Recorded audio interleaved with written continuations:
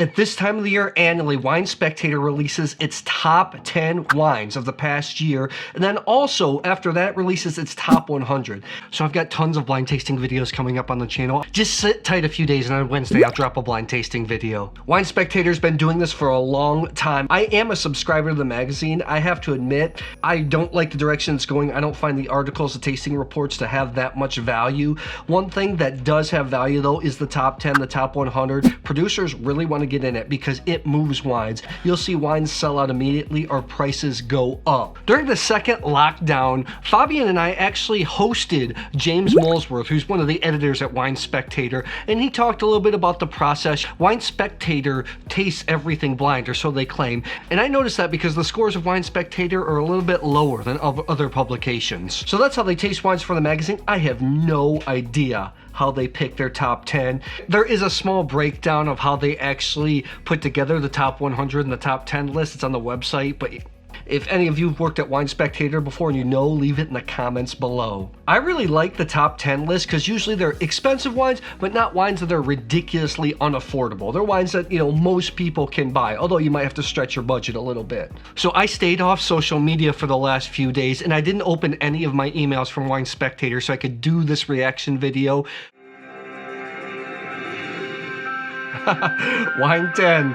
Wine that I've never had before. Most of the time I've had a lot of these wines, but not this one, the Roederer Cristal Champagne. Haven't had it. Let's see what you have to say. This champagne house owned by the Riserva family has a storied past, but its future has never looked brighter. Wine Spectator's number 10 wine of 2022 is Louis Roederer Brut Champagne Cristal 2014.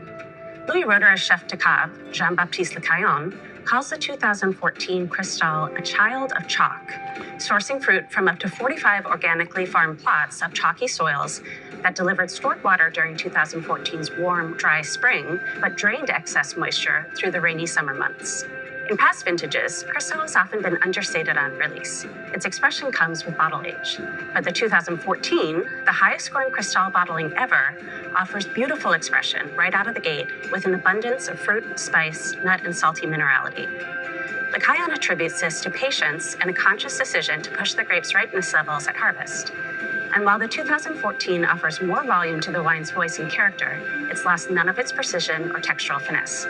A classy champagne from first sip to racy finish, Louis Roederer Brut Champagne Cristal 2014 is Wine Spectator's number 10 wine. I have to say, for watching the first one, what I like about this platform, YouTube, you have the ability to be spontaneous, a little more casual. I felt like in the past, the Wine Spectator, they're beautifully shot, produced, but they were a little bit stiff, a little bit corporate. I've had almost all the prestigious champagnes. For the money, my favorite prestige cuvee is the Comte de Taittinger. For some reason, I haven't had Cristal. Maybe I'm hoping to crack one open when I hit 100,000 subs. So, all right, moving on to number 9 here.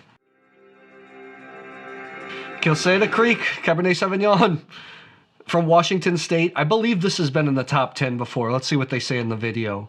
Intros are too long. Too long. Cut it out, Wine Spectator. Get to the point. Dragging, music, dragging. Boom, Today, should be cut right the state there. of Washington is awash in top-flight Cabernet producers. But that wasn't the case in 1978, when this elite winery was founded by the nephew of legendary winemaker Andrei Tchelistcheff. Wine Spectator's number 9 wine of 2022 is Quilceda Creek Cabernet Sauvignon, Columbia Valley, 2018. Quilceda Creek founder, Alex Golitsyn, is now a winemaking legend in his own right, and the wines, which have been made by Alex's son Paul since 1993, have a long and consistent track record for quality and elegance. This 2018 Cabernet, which earned 95 points from my colleague Tim Fish, is sourced almost entirely from the famed Shampoo Vineyard in Columbia Valley's Horse Heaven Hills AVA. Aged in 100% new oak barrels for 20 months, this wine is dynamic and impeccably structured. Quilceda Creek Cabernet Sauvignon, Columbia Valley 2018 is Wine Spectator's number 9 wine of 2022. Okay, I actually last year did a expensive versus expensive Washington State Cabernet face-off. Check it out, as there are some lovely cabs in that video. Quilceda Creek, you know, one of the icons. It's a big, rich wine. The name they mention, Andrei Tchelistcheff, is a Napa Valley icon. I think he made the Stag's Leap Cabernet that won the Judgment of Paris back in 1976. That Quilceda Creek is a good Cabernet. However, if you're looking for a good wine from that same vineyard, I think the last Shampoo vineyard I had was a Andrew Wills Cabernet Sauvignon from Shampoo Vineyard. The thing about Washington State, the wines are really good, Cabernet's really good, but the prices are, rapidly climbing. Let's look at 8 and 7. Ah, my friend. Maremma Nice is Tuscany's shirt, Wild Bruce. West, Rocking some color. a vast area on the Tuscan coast with pockets of exceptional terroirs delivering wines of tremendous excitement. Wine Spectator's number 8 wine of 2022 is Fattoria Lu Pupille Toscana Saffredi 2019. Fattoria Lu Pupille's 185 acres of vines are south of Grosseto, around the villages of Porretta and Scanzano, and include the sandy-soiled Saffredi vineyard parcels. The Toscana Saffredi bottling, a blend of 70% Cabernet Sauvignon with Merlot and Petit Verdot, is deep and polished with a dense structure and terrific length. In recent vintages, proprietor Elisabetta Gepetti and her daughter Clara Gentili have reduced the wine's oak aging regimen from 18 to 15 months, and they adhere to a minimalist philosophy in the cellar, limiting filtration and sulfur dioxide use. The wines are better for it, showing greater purity, density, and definition. Gepetti describes the 2019 vintage as a great one, the kind she'd love to have every year. We agree, and for its quality and availability, Fattoria Lu Pupille's Toscana Saffredi 2019 is Wine Spectator's number 8 wine of 2022. Okay, so this is the one that's I would consider almost a friend, Elisabetta's son, Ettore. I actually got to know during the pandemic. We were on kind of like a private tasting. He actually sent me the Saffredi 18 to taste. This is the 2018 Fattoria Le Pupille Saffredi. This is a Bordeaux blend made by the legendary Giacomo Takis, who's made San Leonardo, Sassicaia, behind also Tarriga, also Donna Fugata's Mille e Una Notte. I think I have one right here. Actually, I have the Mille e Una Notte right here from Sicily behind that. The Saffredi Bordeaux blend, a lot of people love it, sold all the time. I actually think their best wine is the Poggio Valente. This is for my palate. This is 100% Sangiovese. That's just my taste. It's going to show up in an upcoming blind tasting video. Let's move on. Beaucastel, Châteauneuf-du-Pape. Was just there last year at this time. Made a little video on that. Let's take a look here. The leading wines of France's Châteauneuf-du-Pape region inspire a cult-like dedication amongst serious wine connoisseurs, and one name is more synonymous with this famed Southern Rhone appellation than any other. Wine Spectator's number 7 wine of 2022 is Château de Beaucastel, Châteauneuf-du-Pape 2019. The estate dates to the year 1549. The Perrin family took control in 1909 and has been the region's most important pioneer, elevating Châteauneuf to the world stage. The Perrins began farming organically in 1950, and they switched to biodynamic farming in 1974, decades ahead of the curve. And is a true family business, with 5 generations having now played a role. While Grenache reigns in Châteauneuf-du-Pape, Beaucastel employs all 13 permitted grape varieties, with a new emphasis on Mourvèdre. Co-owner Marc Perrin says Mourvèdre keeps the wine balanced as hotter vintages have become the norm here. Sleek and generous, with gorgeous fruit purity underscored by mineral and leather accents, the Château de Beaucastel Châteauneuf-du-Pape 2019 is Wine Spectator's number 7 wine of 2022. Château de Beaucastel is right on the edge of the Châteauneuf-du-Pape appellation in southern France. Look, I think this is a very famous Châteauneuf-du-Pape. I like the white Châteauneuf-du-Pape from Beaucastel more, and especially their top white wine, which is the Roussan Vieillevin. If there's one region in France where I feel like I have a good footing on, it is Châteauneuf-du-Pape. It's good. To me, it's a little bit oaky of a wine when it's young. It really needs time and the valley to develop, but there are other Châteauneuf producers that excite me a little bit more. One underpriced Châteauneuf-du-Pape that I really like is the Andre Brunel Domaine Les Cailloux. I'm going to put it right there. It's going to show up in an upcoming video too. That's just my personal preference, but people are still going to buy and love this wine, so whatever. Okay, let's move on here. Robert Mondavi makes his return. With its distinctive Spanish mission Oh, there's James Molesworth. style tower standing prominently alongside Highway 29, this Napa icon is the touchstone for all who visit the valley. Wine Spectator's number 6 wine of 2022 is the Robert Mondavi Cabernet Sauvignon Oakville The Estates 2019. Founded in 1966, Robert Mondavi Winery became synonymous with the growth in both volume and quality of California's wine industry. But after its sale in 2004 to Constellation Brands, a major drinks conglomerate, its reputation faltered. With this wine, however, the winery is making a comeback. The appearing in our annual Top 100 list for the first time since 2011. That comeback is thanks in no small part to winemaker Nova Cadamatre. Though she left the winery in 2021, she was responsible for implementing a very strict selection for the winery's top bottlings. That resulted in a waterfall effect, with more fruit from the famed Tokalon vineyard being steered toward the middle tier of the winery's portfolio, now called the Estates. This wine has all the classic earmarks of a Tokalon cab, with a core of polished dark fruit flecked with savory, anise, and violet notes. With this triumphant return to form, Robert Mondavi Cabernet Sauvignon Oakville The Estates 2019 is Wine Spectator's #6 wine of 2022. Agree with them there. For me, I think the best Robert Mondavi Cabernets I've had are the Reserve and also the Tokalon, but those wines are hundreds of dollars. In the past, I think this wine used to be about $50. Now, obviously, it's a little bit more, but I think it's good Napa Cabernet Sauvignon. You can't say anything else. Tignanello, wine that everybody knows. There are great wines. Then there are iconic wines, those that define an era and remain relevant and exciting through the decades. That was kind of bone-chilling a little bit. Wine Spectator's #5 wine of 2022, Antinori's Toscana Tignanello 2019, is one such wine. Since its 1971 debut, Tignanello has been a game changer for Tuscany and a catalyst for the renaissance of Italian wines in general.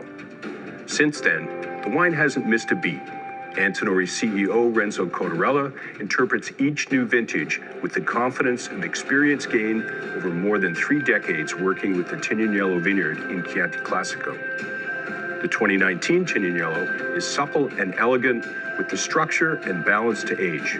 Cotarella attributes the freshness and finesse of the vintage to adequate rainfall from May to September in Chianti Classico. In recent years, he's fine-tuned the use of oak barrels, and the blending occurs after the malolactic fermentation in order to better integrate the grapes. 70% Sangiovese, 20% Cabernet Sauvignon, and 10% Cabernet Franc. For its consistent excellence, innovation, and finesse, Antinori's Toscana Tignanello 2019 is Wine Spectator's #5 wine of 2022. I was actually sitting down with dinner about 5 months ago with the managing director of the Tignanello estate. We had Tignanello Grappa at dinner, actually. I talked about it, an overrated, underrated episode. Next one, Tignanello. Yes, I know it's expensive, but it ages so well. It's so delicious. I've never met anybody that didn't like it on taste. I've never had a bottle that I disliked. I'm going to say Tignanello is underrated. Personally, I prefer Tignanello over the more famous or more prestigious Cellar. It's just maybe because I like Sangiovese so much. I don't like the price, I think I bought an aged bottle of this, less than 6 years ago. I think it was $80, $145. Price going up. I'm just going to start skipping through these intros here because they're way too long. Another good one. If you're like me and you groove on age-worthy Cabernet-based blends that ripple with dark fruit, supported by graphite and iron minerality, then Bordeaux's Saint-Julien appellation is right in your wheelhouse. Wine Spectator's #4 wine of 2022 is Château Talbot Saint-Julien 2019. Owned by the Cordier family since 1918, Château Talbot is a bedrock estate of Saint-Julien, consistently producing a textbook wine from its 270-acre vineyard.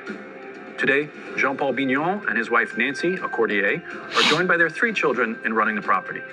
The blend of 2/3 Cabernet Sauvignon, along with Merlot and Petit Verdot, produces a wine that is built for the cellar. Back in 2019, I tasted through a vertical of Talbot at the Chateau, and the 1919 was still showing well. Will the 2019 last that long? Lucky guy. Maybe leave a few bottles for your children to find out. For its quality, longevity, and value, Château Talbot Saint-Julien 2019 is Wine Spectator's #4 wine of 2022.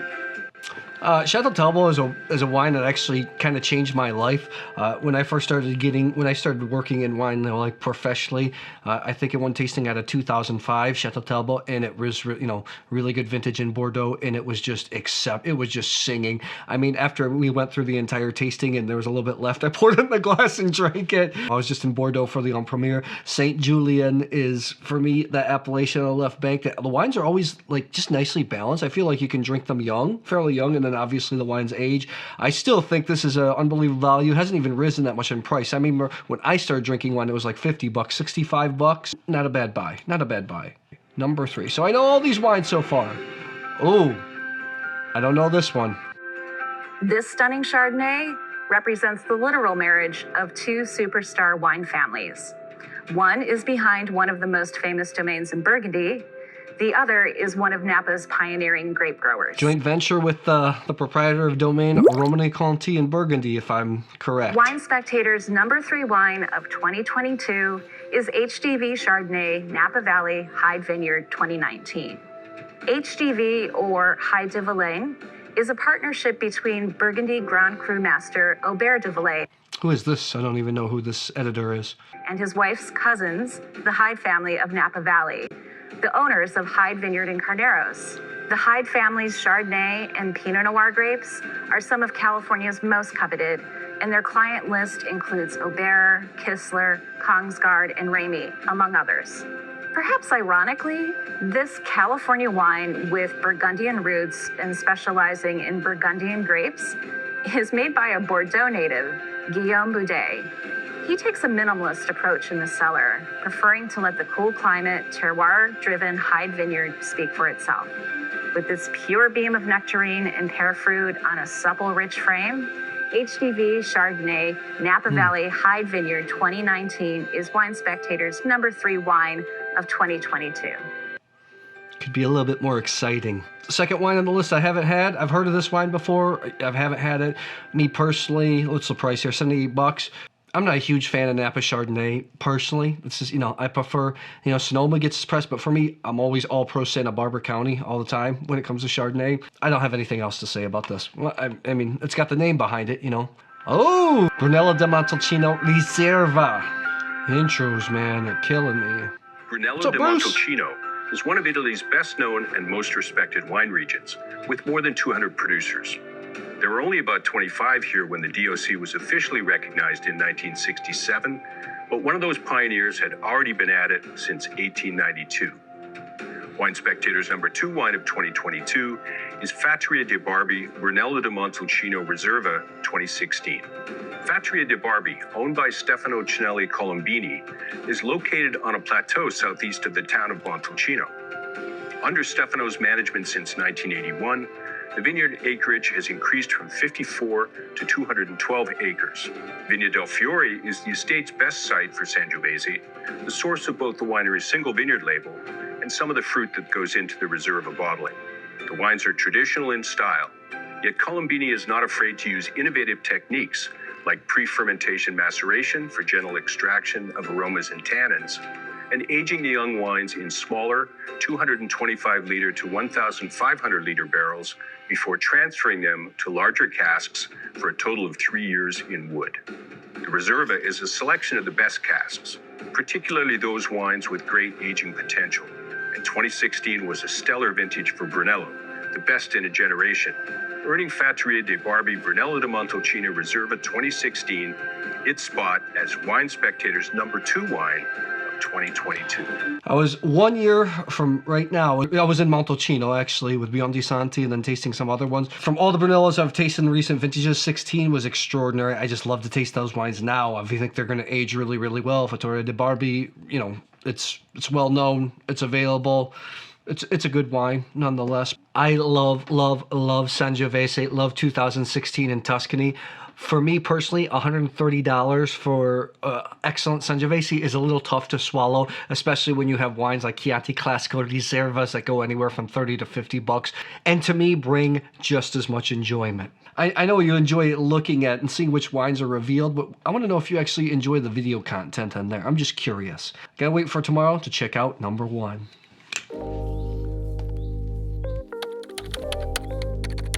Okay, today's the day. I bet the number 1 wine will be Cabernet Sauvignon. I just have a feeling. It is. It's a Cabernet Sauvignon from Napa. Surprise, surprise.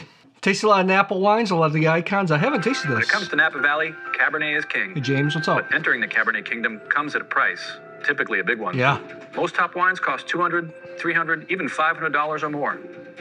It's no surprise the question I'm most often asked is, what's a great Napa Cabernet that doesn't cost so much?